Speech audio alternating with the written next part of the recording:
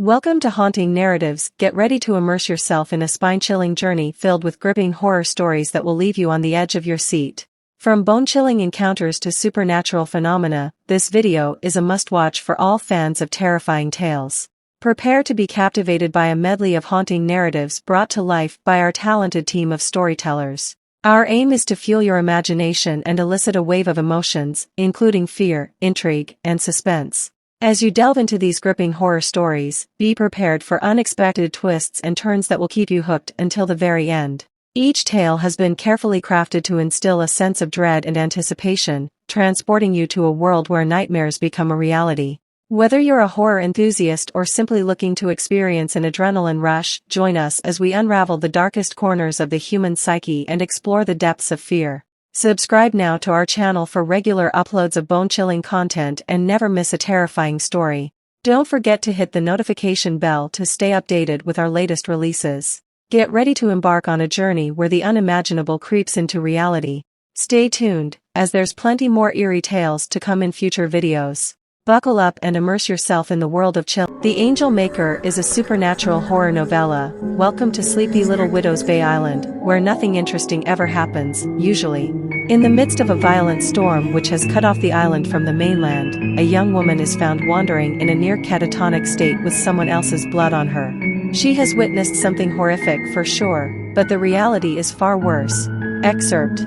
The solitary figure sat hunched over the desk, straining to see the conundrum in front of him by the meager flickering light overhead. A mystery he had thus far been unable to unravel. Despite what seemed like hours of trial and error, the sequence of seemingly random numbers eluded him. Behind him the tin door rattled on its ever-weakening hinges, threatening to break his already tenuous concentration altogether as the storm outside threatened to edge towards the biblical. He wondered what kind of diabolical oriental imagination had invented such an infernal torture device as this. The light overhead dipped again, and for a long moment he was left in darkness with nothing but the rain and wind beating against the window in front of him for company.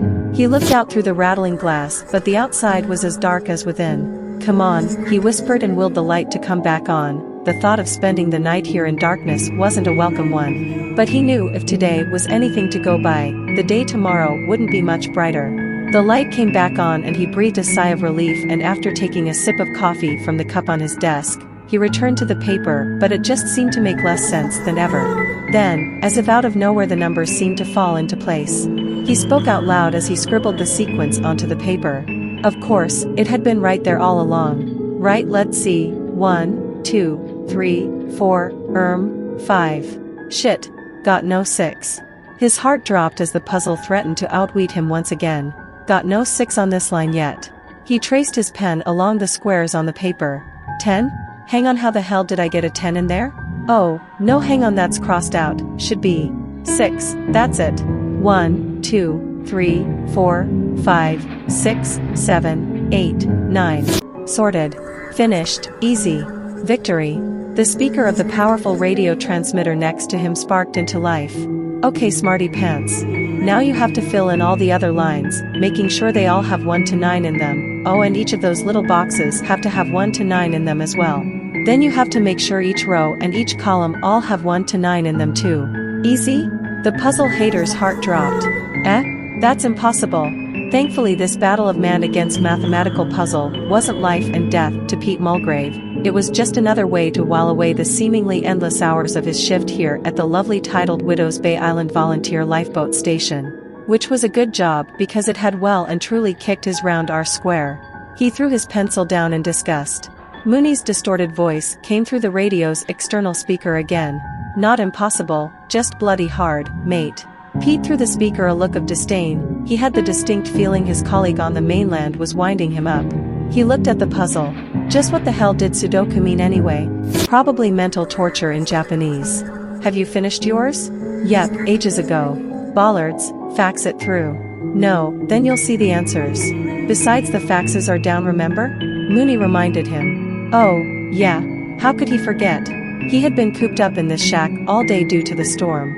The increasingly strong winds buffeted the side of the prefab office at the back of the lifeboat station he was in sole charge of tonight, and he could have sworn he actually felt the whole building shift. The builders had been working on the new office building when the storm hit, and Pete knew this would mean it would be another week or so before they all moved into it. Still, at least the lifeboat was safe in the new boathouse, which had been completed first. "Christ, I'm bored," Pete said. He took great delight in screwing up the Sudoku and throwing the balled-up paper into the waste bin across the office, which he missed, of course. "Anyway," Mooney said, "here's something for you to wrap your tiny brain around. You're only bored because you associate the word bored with that feeling. Try not using that word, replace it with something else, see if that works." "Moonman, you're not making a drop of sense, mate. It's psychology, you associate being bored with the word bored. You know? Just use something else, or simply say I am." That was so Mooney. If he wasn't reading some Zen book or other during the considerable downtime between lifeboat call-outs, especially in this type of weather, he was reading psychology, that or torturing him with the latest brain teaser craze. "Okay," Pete said, drawing out the word. I am what? I am a carrot, I am a chair, I am still fucking bored." The radio speaker distorted as Mooney exhaled theatrically. "Christ's teeth, Mulgrave, you have the IQ of both a carrot and a chair. Why don't you watch Tella or something? I'm sure there's some Jeremy Kyle on or some such shite to match your brain capacity?" Mooney asked. "No signal," Pete lamented. The station didn't have cable and the radio was supposed to be for urgent communications only. "I swear it feels like the dark ages on here. One little storm and the whole island goes to shit," he complained. "We're only a mile from the mainland, for Christ's sake. Might as well be on the fucking moon." The power had been in and out all night, the main phone lines to the island were down, and you could forget about using a mobile at the best of times on Widow's Bay. The place felt like it was 20 years behind the rest of the country, which was a blessing to the 100 or so residents who for whatever reason had voluntarily opted to stay on the rock. These were mostly made up of students who had a small campus on the other side of the island from which they monitored the local wildlife, which was protected by the County Side Commission. That, coupled with the isolated nature of the place, made it an ideal spiritual getaway for those looking for some kind of peace and tranquility. Pete wondered with a smirk how they were liking Widow's Bay now. Intermittent power and internet, and worst still, no TV. "I tell you, Mooney, I'm half expecting a mob of internet-starved students to come up here carrying flaming torches and pitchforks to demand our generator." "Well, at least they can help you with your Sudoku," Mooney offered. Pete was about to tell his colleague, who had been lucky enough to be stationed on the mainland tonight, where to go when there was an almighty crash from outside, followed by the sound of splintering wood and shattering glass. "Jesus!" Pete jumped up and went over to the window and cupped his hands either side of his eyes as he strained to see through the rattling perspex glass and outside.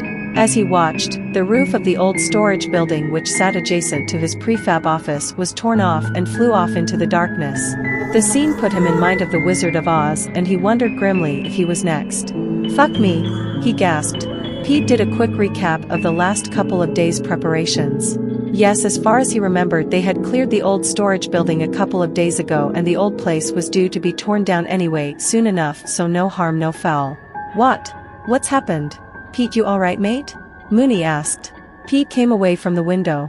The lifeboat station was situated well out of the way of any of the other properties on the island, at the end of a half-mile dirt road on the coast's edge. He sat back down on the swivel chair. "Fine, mate. At least by the end of tonight the contractors won't need to worry about demolishing the storage hut. You did clear it out?" There was an uneasy edge to Mooney's voice through the speaker which set off a spark of recognition in Pete's head. He laughed out loud. "It wasn't completely empty. Ha! I'll expect your moped, remember? You were supposed to take it with you at the end of your last shift, but you couldn't be arsed."